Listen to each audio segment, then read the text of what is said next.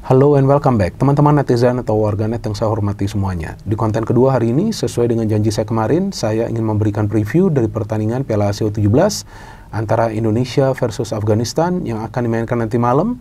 Rencana kick-off-nya adalah mulai pukul 00.15 waktu Indonesia Barat, jadi lewat tengah malam.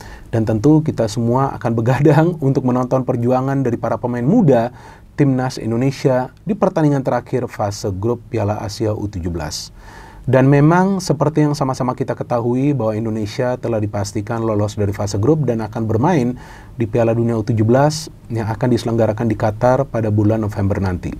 Tapi kan bukan berarti pertandingan terakhir ini tidak penting bagi sang pelatih Nova Arianto atau juga bagi para pemain. Justru pertandingan terakhir ini sama pentingnya seperti pertandingan pertama dan kedua. Penting untuk apa? Penting agar para pemain itu bisa mempertahankan chemistry. Walaupun seperti yang kita ikuti pemberitaannya di media bahwa kemungkinan besar Coach Nova Arianto akan melakukan rotasi di lineup. Ya bagus juga ada rotasi, tapi rotasi itu juga dilakukan untuk memberikan kesempatan bagi pemain-pemain lain yang sebelumnya tidak bermain, tapi juga untuk membentuk chemistry di antara mereka.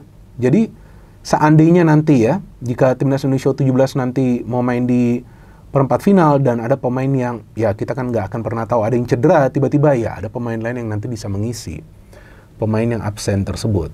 Jadi saya pikir jika akan ada rotasi ya bagus juga, bukan karena Afghanistan adalah tim yang lemah, tapi memang rotasi ini juga perlu dilakukan untuk menjaga kebugaran dari para pemain yang bermain di dua pertandingan awal yang kita tahu mati-matian di atas lapangan, apalagi pada saat melawan Korea Selatan.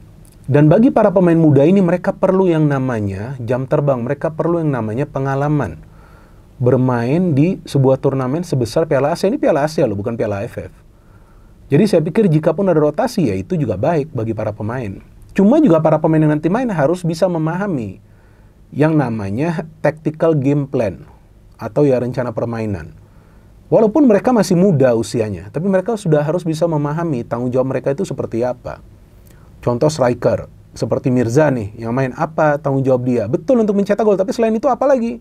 Membuka ruang, coba ikut dalam proses build up, coba memberikan pressing kepada para pemain tim lawan yang berada di defense pada saat mereka menguasai bola. Jadi hal-hal semacam itu sudah harus bisa dipahami oleh para pemain muda ini. Supaya nanti pada saat mereka berproses, ya kan, untuk bisa naik atau promosi ke Timnas Indonesia U20 atau juga tentunya kita harapkan ke senior, mereka sudah paham, oh bahwa seperti inilah tanggung jawab saya di atas lapangan. Walaupun tentu jika pelatihnya beda, game plan-nya akan beda, tapi kurang lebih dia sudah memahami bahwa dia punya tanggung jawab di atas lapangan. Dan tanggung jawab itu harus dia jalankan, harus dia pahami. Jadi jangan mainnya ngasal gitu, dan jangan juga tidak mau mengikuti instruksi dari pelatih, karena setiap pemain itu, jika tidak mengikuti instruksi dari pelatih, tentu permainan dari sebuah tim itu tidak akan menyatu. Jadi saya melihat di match pertama lawan Korea Selatan dan di match kedua lawan Yaman, terlihat jelas para pemain itu menjalankan instruksi dari Coach Nova Arianto. Itu juga yang perlu mereka lakukan melawan Afghanistan. Jadi bukan berarti Coach Nova Arianto ini akan melakukan rotasi karena menganggap enteng Afghanistan. Sama sekali enggak. Tetaplah serius lawan Afghanistan, karena juga yang diincar adalah juara grup. Kalau menang nih lawan Afghanistan 9 poin, juara grup. Ya kan bagus kalau bisa juara grup kan, atau imbang, kan juara grup juga. Karena tentu Korea melawan Yaman kan, mereka pastikan akan coba untuk saling mengalahkan. Jadi penting juga bisa jadi juara grup. Nanti ketemunya runner up dari grup D. Nah kita belum tahu juga tim mana nanti, karena kan masih berpeluang tuh banyak tim. Ada Oman, ada Tajikistan, ada Iran, dan juga ada Korea Utara. Kemungkinan Korea Utara yang akan menjadi juara grup kan.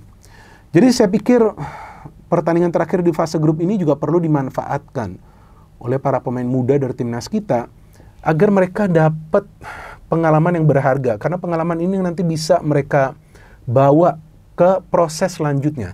Dan juga saya berharap nanti akan ada sinergi yang baik antara fullback dengan penyerang sayap. Ini yang saya lihat di pertandingan pertama lawan Korea Selatan itu tidak konsisten. Mungkin karena Korea Selatan pressure-nya luar biasa. Lawan Yaman kelihatan beberapa kali. Yang saya harapkan lawan Afghanistan, nah ini bisa mereka manfaatkan. Dan memang Afghanistan adalah tim yang lemah lah. Bukan karena mereka kalah telak lawan Korea, kemudian kalah lawan Yaman, enggak. Tapi memang mereka belum berkembang. Bukan saja di level grassroots, tapi juga di level U20. Kalau di senior juga biasa-biasa saja. Jadi sebetulnya ya ini bukan lawan yang berat, tapi ya nggak bisa juga overconfident. Dan bagi para pemain muda, mereka nggak boleh overconfident. Masa di usia muda sudah overconfident? Nggak bisa. Dan tidak boleh ada yang namanya star syndrome. Jadi jangan juga nanti para pemain merasa, wah kita kan sudah lolos nih ke Piala Dunia, udahlah santai aja lawan Afghanistan. Wah nggak bisa seperti itu. Dan saya yakin Coach Novarianto ini kan galak ya, sebagai pelatih ya. Wah pasti dia akan meminta para pemain harus main serius juga, harus mengikuti rencana permainannya. Karena momentum ini perlu dijaga untuk apa? Untuk nanti pertandingan di perempat final. Karena kan walaupun target sudah tercapai, masih ada pertandingan lagi nih di Piala Asia U17. Seandainya timnas kita bisa lolos ke semifinal kan bagus. Bisa lolos ke final lebih bagus lagi. Bisa juara luar biasa. Walaupun targetnya bukan juara. Targetnya kan adalah untuk lolos ke Piala Dunia. Tapi kan momentum ini perlu dijaga. Supaya mentalitas para pemain ini semakin kuat. Jadi disinilah sekarang peran dari Coach Novarianto. Dan feeling saya kalau formasi sih akan sama. Ya kan? 3-4-3. Tapi kan cara bermain 3-4-3 ini kan bisa berbeda. Karena 3-4-3 ini bisa berubah menjadi 3-4-2-1, bisa berubah menjadi 3-4-1-2, bisa berubah menjadi 3-5-2, tergantung caranya mau mainnya seperti apa. Contoh, mau main lebih ofensif. Nah, 3-4-3 ini bisa berubah menjadi 3-4-1-2. Artinya apa? Akan ada satu pemain yang akan bermain sebagai bayangan dari dua pemain di depan, supaya dia tiba-tiba bisa masuk dari second line. Kalau mau main sedikit defensif, 3-4-3 berubah menjadi 3-5-2, atau 3-4-3 pada saat bertahan menjadi 5-3-2, atau bisa juga berubah menjadi 5-4-1. Jadi ada banyak lah formasi yang bisa berubah seiring berjalannya pertandingan. Tapi tentu lawan Afghanistan modus operandinya adalah untuk menyerang. Dan juga tentunya mencetak gol agar bisa meraih kemenangan. Karena jika bisa meraih kemenangan, sapu bersih ini akan menambah kepercayaan diri dari para pemain. Dan tentunya keyakinan bahwa walaupun memang dari awal Indonesia memang diremehkan ya, fair aja ya kan. Indonesia kan dianggap sebagai underdog di grup ini. Korea unggulan, tapi kan timnas kita bisa mengalahkan Korea, ini sudah bagus. Nah, jadi jangan sampai terlena lawan Afghanistan. Kalau bisa menang, memberikan confident, nah itu nanti bisa dibawa ke perempat final. Dan perempat final melawan tim mana saja menurut saya gak ada masalah bagi para pemain, karena mereka harus menikmati momen ini. Ini adalah peluang bagi mereka, peluang emas atau kesempatan emas bagi mereka mendapatkan menit bermain. Di level Asia loh ini.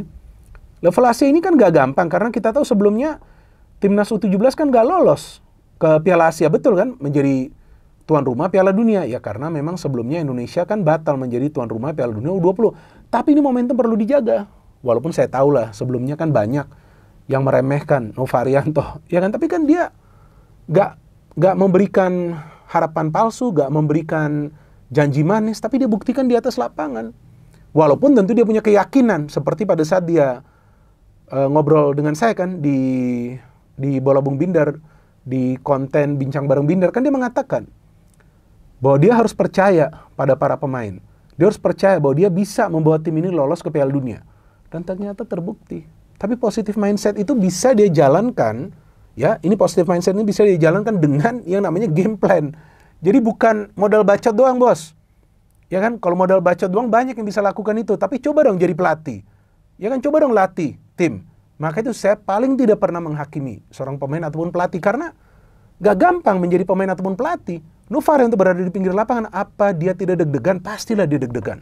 Pasti dia berpikir keras gimana caranya timnas Indonesia U17 kita ini bisa berprogres. Ya dong, berproses dengan progres. Nah ini kan bagus sekarang sudah seperti ini.